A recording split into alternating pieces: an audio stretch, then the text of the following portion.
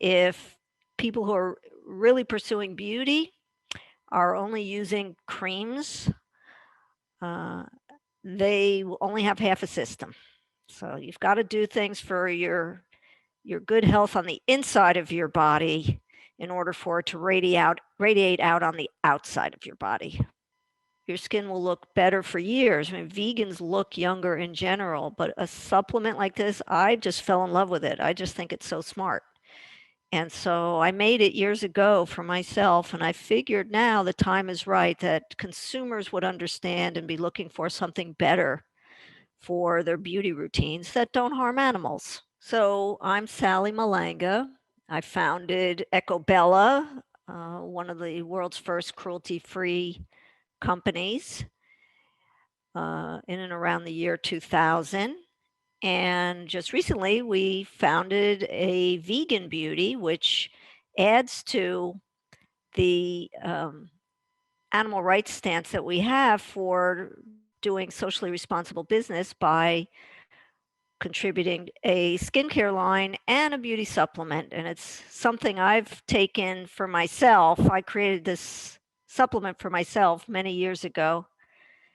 And I think the time is right to share it with other people because if people who are really pursuing beauty are only using creams, uh, they will only have half a system.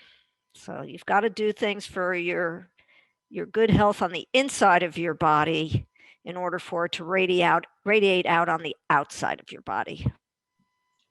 That's amazing to hear. Like when I started my business, it's for myself as well. Because outside of this, it has artichoke leaf extract and naturally lowers cholesterol. And I started getting high cholesterol. I didn't want to take pills. So I love when I hear founders, they start companies based on their own problems, as well as other people share the same struggles and they jump on board. So it's a really great way to start. I love it. Then, do you want to talk about the world of animal ingredients, animal testing on products, and just kind of like the big problem in the world that you're solving outside just with your consumers? Right. Well, the big problem is that most consumers don't realize that the beauty industry is one of the world's largest purchasers of animal slaughterhouse products. And I can share the ingredients if consumers want to look on their labels to see. Uh, Collagen, of course, comes from the skin and bones of cows, pigs, chickens, and fish.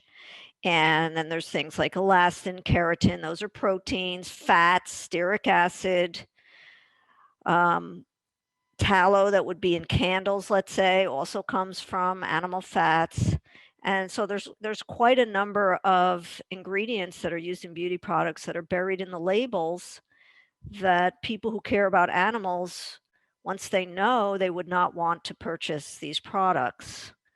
So, being a formulator and someone who cares very much about animals, I serve on the board of directors of Friends of Animals and primarily primates. So, these practices are very important to me to be rigorous about what goes into a product. And take collagen, for example. It's all the rage. Women are taking these, this collagen powder. They get these giant plastic tubs of it at the health food store or online, and they mix. Like one woman I spoke to a few weeks ago, she puts a tablespoon of it in her coffee every morning, thinking she's doing something wonderful. Her skin is going to be great, and maybe even her joints will improve. But actually,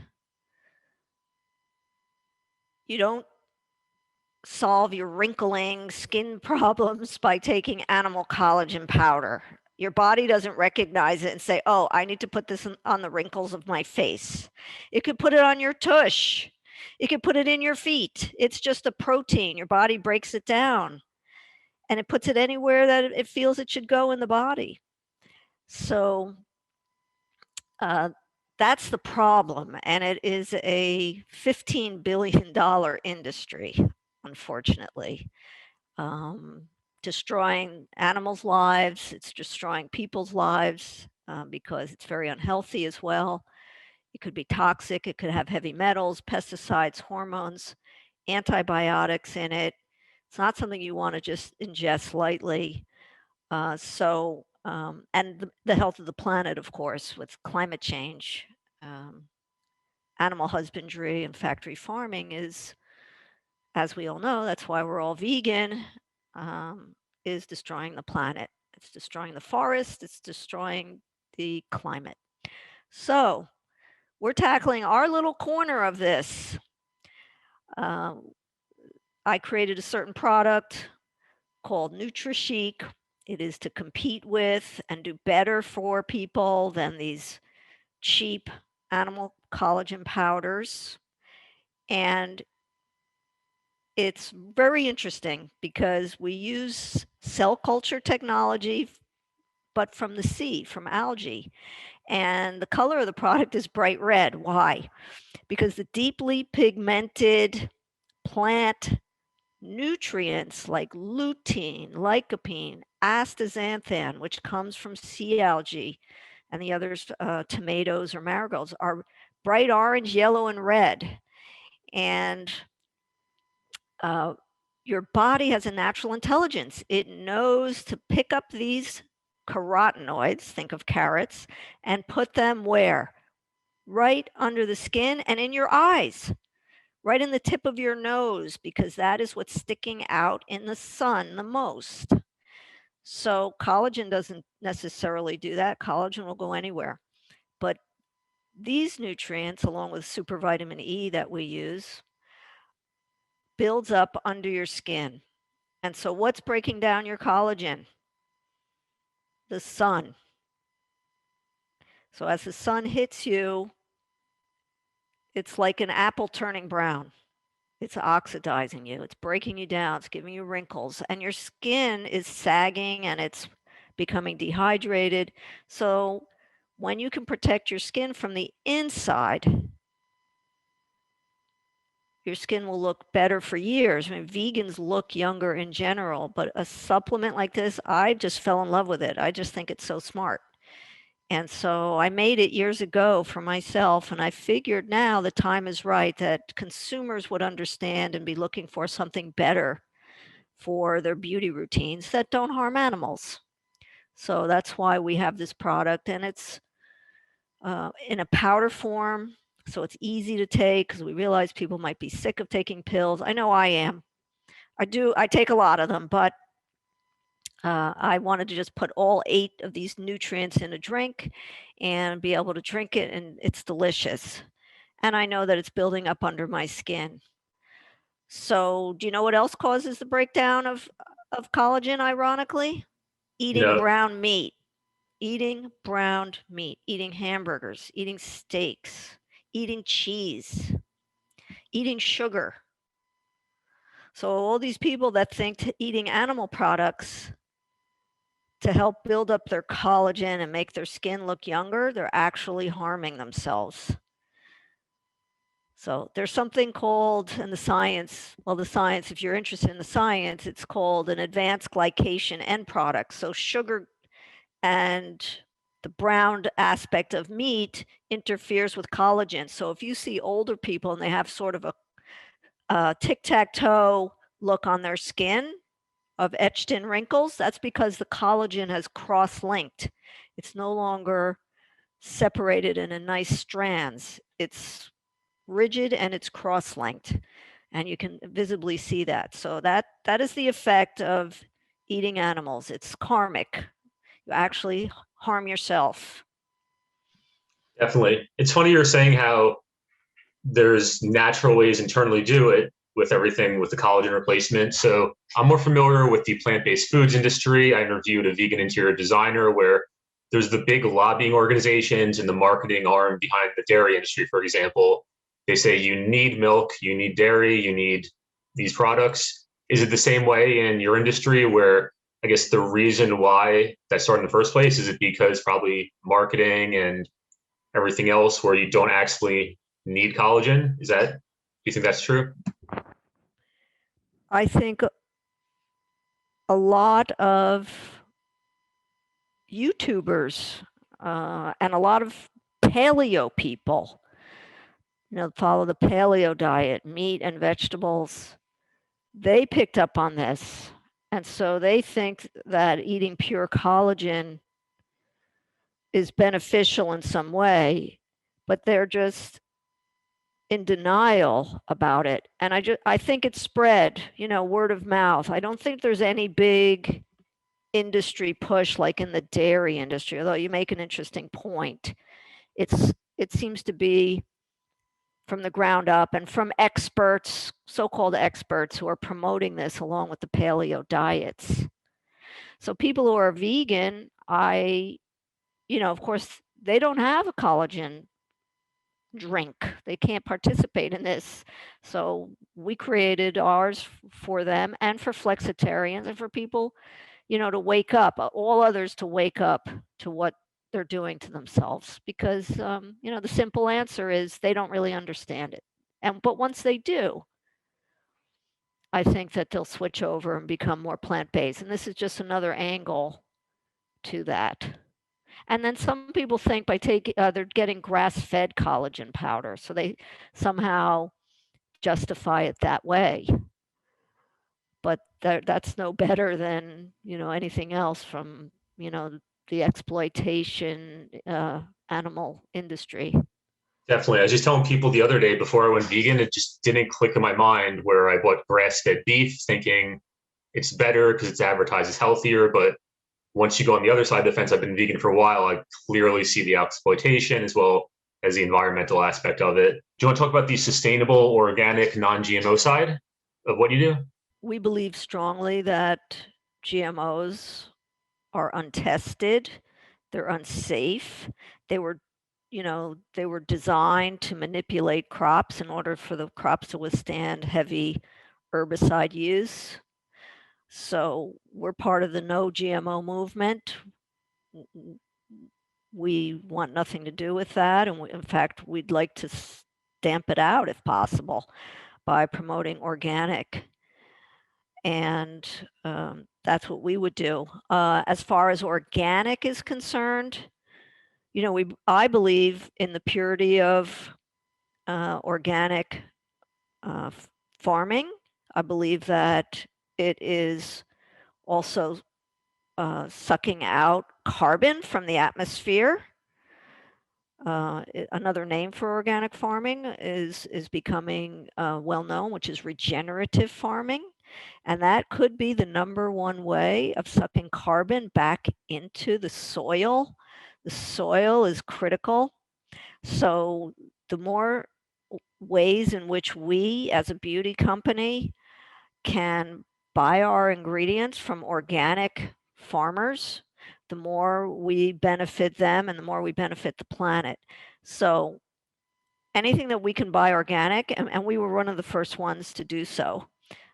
We do. So, for example, organic aloe, some of the organic, many organic oils that we use in our body lotions.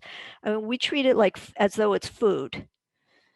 And so we always choose ingredients like coconut oil, sweet almond oil, sunflower oil. They're all organic. So I know that they're pure and they come from suppliers who care about their customers enough to make that effort to grow that way.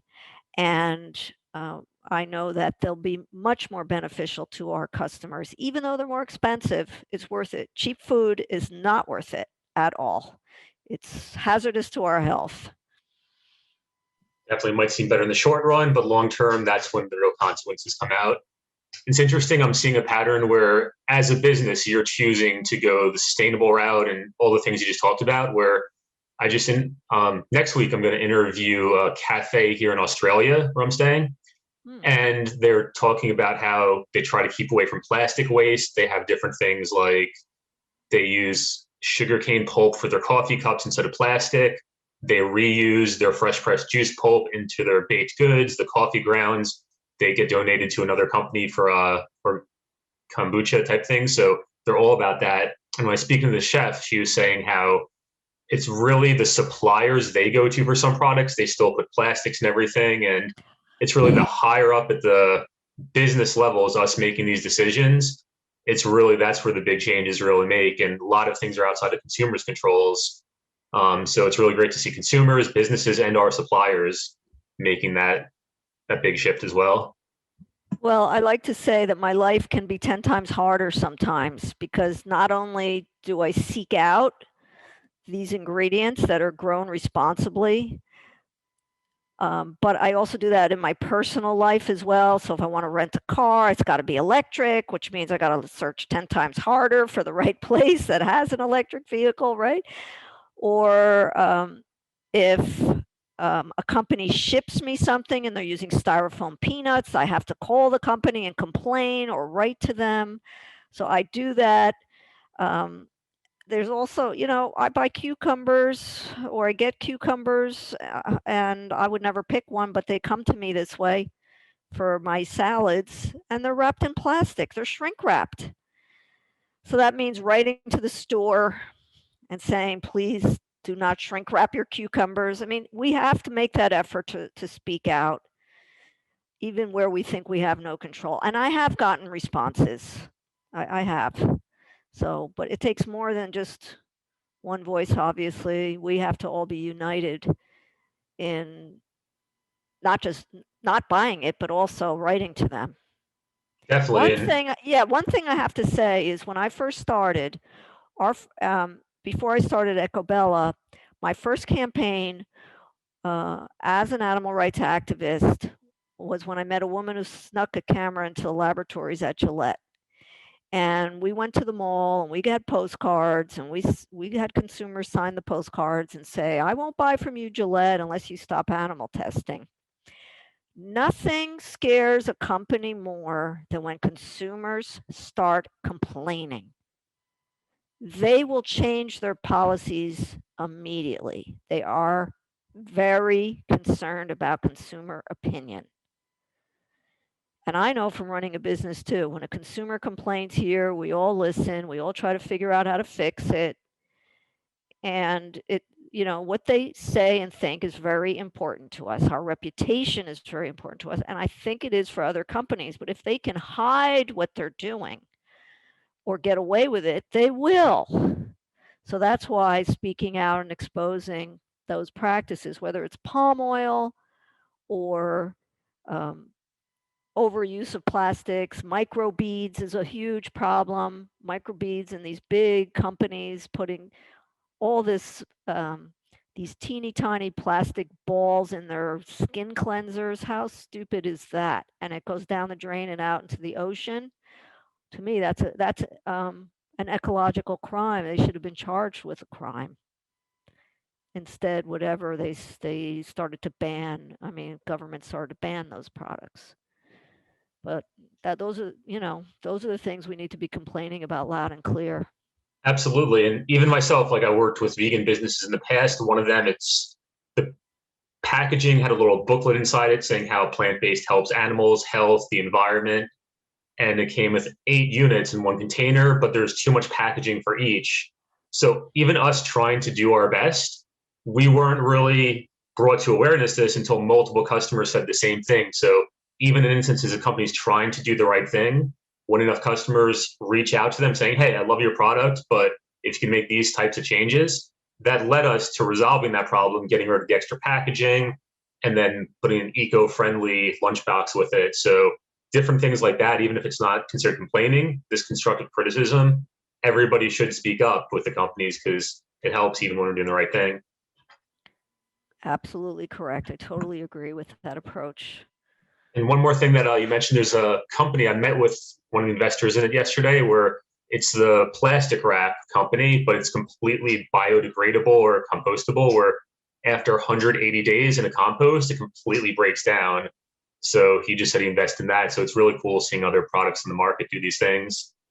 Yeah, we spend night and day looking for compostable packaging, more so than recyclable packaging. We want it to disappear. And it's just starting to come onto the market and we're going to be utilizing it. Otherwise, we package in glass. They do have plastic tops. It's very hard to find compostable plastic tops for bottles. I would love it. I mean, I'm telling you, we spend hours a week looking for vendors and calling vendors and saying, can you make this for us? And so at some point it will happen. This is why companies like ours need to band together, all of these socially responsible companies. Now, all of a sudden, I'm seeing it happen as more and more people say they want to do something with this plastic. It's all over the place. Absolutely. And people listen to this, like entrepreneurs, innovators, like as I do these interviews on this YouTube channel and for my documentary, so many opportunities pop up for somebody who might want to start an eco-friendly or vegan business. Like you just said, the plastic caps, making a bio or compostable version, like Right. just listing those things. And there's at least 20 different business ideas on this channel that I came across, but it's too much for one person to tackle. So I encourage anyone listening to jump on board. Anything exciting or interesting you're seeing in the future. I'm a real ingredient maven, and so what's exciting or what's coming are things that we're already using, and the processes of um, bioregeneration for sea algae is most fascinating to me. One of the ingredients that I absolutely love is astaxanthin. I mentioned it before. It's what salmon eat when they eat the algae, and salmon turn pink. It's because the algae is delivering astaxanthin to their skin. So salmon are pink because they're being protected from the ultraviolet light. Same with flamingos. That's why they're pink. They're filled with astaxanthin. Shrimp and lobster the same. So you can see it working in nature. And some smart scientists in Israel and other places, we happen to get ours from Israel, um, captured the sea algae and are growing it in big tubes in the desert. So you see all these giant red tubes that are actually sequestering carbon. They're not taken from the sea anymore. They now reproduce on their own and creating this fantastic bright red, very nutritious, more powerful than vitamin C nutrient that builds up under your skin and protects you from aging, and also helps every organ of your body from inflammation, to helping your arteries and your heart. So it's just a fantastic ingredient. And I think there's going to be more and more like that coming in the future. And the other interesting thing that happened in skincare for us that we embraced is an old technology, actually, and that is encapsulating all these very precious nutrients in the jars of cream. So, whereas most companies put the vitamins in the jar of cream, but they degrade over time, they're so precious and they're so susceptible to air and light that they degrade, and then the consumer doesn't get the benefit. So we take the extra step of sending the astaxanthin, the lutein, lycopene, CoQ10, and other very um, volatile, um, precious nutraceuticals out for encapsulation in liposomes, essentially. So they're in trillions of liposomes, and they're put back in the jar, and they're protected in time release. So that's actually some high tech vegan science, and I love that. And that's a really good benefit to consumers as well. And I think that they just need to understand it, and I'm happy to explain it to them. It's amazing that things I wouldn't even think about. Then the other thing you talk about is like the different colors of the food, how they have different effects. And I never really, I know I'm getting into healthier eating. I didn't really notice that. So it's cool how you research that, but that could be a topic for a different day. One more question before getting to the vegan launch that you're doing. Your typical customers, or I think myself, is it mostly females, or are there products that work well for males also for men? Our products work great for men. So, men have skin, men are affected by sunlight, right? So, we love having men customers, but I have to be honest, 90% of our customers are women because there's this idea that men have to have packaging that's black or something like that, right? But our products are definitely unisex, and they are for those who have a little bit higher level of standard. They don't want to just slap any old stuff on their skin. They actually read the label. They want to know what's in it. They want to feel safe. They want chemicals on them. And those are the people that we serve all day long, who call our company and they're worried about, the preservatives, or they're worried about any chemical ingredient that's typically used in commercial products. And we don't use them. We've researched this heavily, and we've really isolated the highest quality plant-based materials for these special customers. Do you want to talk more about what you're now with the vegan launch and anything else you want to add? So I realized that I needed to get the word out more about all the great technology that we call vegan science that's used in our products, the great mission to remove animals from these kinds of products, and that many consumers would be interested if they only knew what we were doing. And so, but we needed money to do that. So over the many years of my running these businesses as a woman, I was never able to raise money. I was turned down all the time. And I found out recently only 2% of venture capital goes to women. So I realized, I was in that category that was just starved for cash. And instead of giving up, I just went searching for someone who might feel differently. And I met Mark Winstein of Vegan Launch, and we chatted, and he said, "So would you like to work with me?" And I said, "Sure would." Uh, he's launching his own platform, the world's first vegan equity crowdfunding platform. And we are the first vegan company to launch a fundraising campaign to sell shares in our company on that site. And by doing so, we're opening up this great doorway of opportunity for consumers to help build the plant-based economy. They can join in. They don't have to be on the sidelines. They can join in. They can buy shares in our company for as little as $100 investment, and they can join us in being part of a great movement and a great mission that really is going to save the planet, because it's the only way we're going to sequester carbon. And it's the only way we're going to stay healthy as human beings. And the only way we're going to respect animals is to support vegan businesses. Vegan is not a religion, it's an ethic that respects every living being's right to happiness. And when we hold that as our standard, I like to say we answer to a higher calling. We don't make excuses. We say we will not harm animals, and we're going to show how we can have a fantastic, abundant life and make a profit by not doing exactly that, not harming animals or ourselves.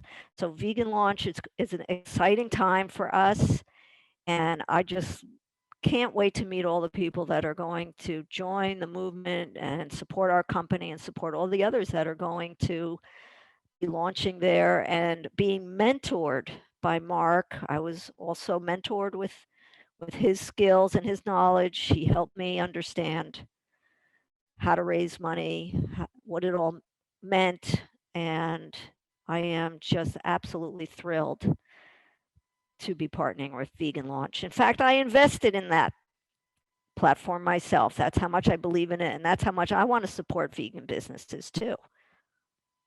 That's amazing. Yeah, as people are watching this, the previous interview on my channel is with Mark from Vegan Launch, and we've been talking pretty much every couple of days with what he's doing, and it's really great to see his vision of hundreds, if not thousands, of vegan companies get the funding, the mentorship, and I'm throwing ideas out to him as well, where I'm talking with vegan marketing agencies to really bring in an ecosystem. So let's say your company gets funded, then find vegan marketers who could help support your growth, and put all the pieces together and grow the vegan economy that way. So I'm talking to Mark a lot, and it's really great that you invested in that.